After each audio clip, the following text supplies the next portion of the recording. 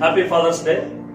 మరి బైబిల్లో ద్వితీయోపదేశ కాండం 5:16 మనం చూసుకున్నట్లయితే, నీ దేవుడైన యెహోవా నీకు అనుగ్రహించిన దేశంలో నీవు దీర్ఘాయుష్మంతుడు అవునట్లు, నీకు క్షేమం కలుగునట్లు నీ తండ్రిని తల్లిని సన్మానించమని చెప్తున్నాడు. మరి ఎంతమంది మీ యొక్క తల్లిదండ్రులను ఈరోజు స్టేటస్ లో చూపిస్తున్నారు?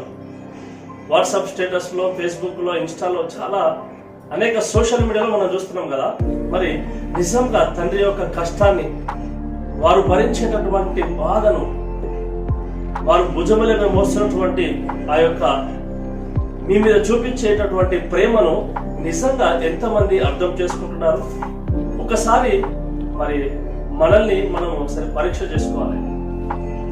మామూలుగా స్టేటస్ లో పెట్టుకోవడం కాదు, రోడ్ల మీద వదిలేస్తున్నారు, అనాథాశ్రయంలో విడిచిపెడుతున్నారు.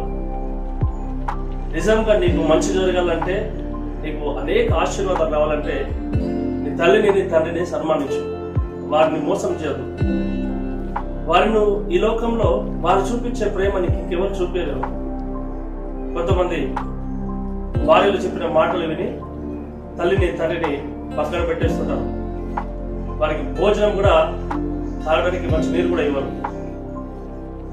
అలాంటి వారందరూ తమ తల్లిదండ్రుల గురించి ఆలోచన చేసి ఎక్కడైనా కానీ ఈ ఫాదర్స్ డే రోజు నుండి మీ యొక్క మనసులు మార్చుకొని మరి తల్లిదండ్రులను సన్మానించి యెహోవా అనుగ్రహించే దీవెనలు పొందాలని మనస్ఫూర్తిగా కోరుకుంటున్నాను. God bless you.